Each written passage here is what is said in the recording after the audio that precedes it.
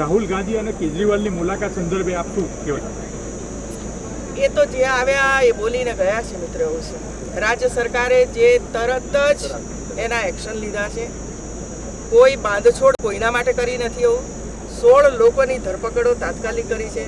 Designated કોર્ટની અંદર આ કેસ ચાલશે એ પણ કર્યું. અને આજે અરવલ્લી ગીર સોમનાથને આપણે જાહેર પણ કરી દીધો.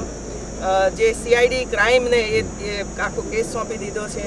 એમને જે મળવાપાત્ર સહાય હતી એ પણ રાજ્ય સરકારે આપી છે. પરંતુ કોઈના પોલિટિકલ રાજકીય પ્રશ્નો ઊભા કરવા હોય તો એ કરે, કારણ કે પોલિટિકલ પાર્ટીઓ છે. આવનારા દિવસોની અંદર ચૂંટણીઓ આવી રહી છે. એટલે આ ચૂંટણીઓની અંદર લાભ કેવી રીતે પ્રાપ્ત થાય, પરંતુ ગુજરાતનો દલિત સમાજ હોય, શોષિત સમાજ હોય, એ બધા જાણે છે કે આપણી સરકારે પાછલા 15 વર્ષની અંદર આ સમાજો માટે શું શું કર્યું છે. એક પણ સમાજ એવો બાકી નથી રહ્યો કે જેના માટે નવી યોજનાઓને બનાવી હોય, એમને એનો લાભ પ્રાપ્ત ન થયો હોય.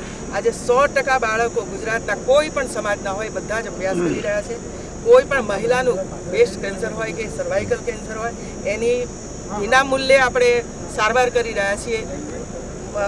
મધ્યમ વર્ગના લોકોને આપણે મા વાત્સલ્ય કાર્ડ આપી રહ્યા છીએ. ક્યાંય ભેદભાવ આપણે રાખ્યો નથી હોય અને ભવિષ્યની અંદર પણ રાજ્ય સરકાર આવો કોઈ ભેદભાવ નહીં રાખે.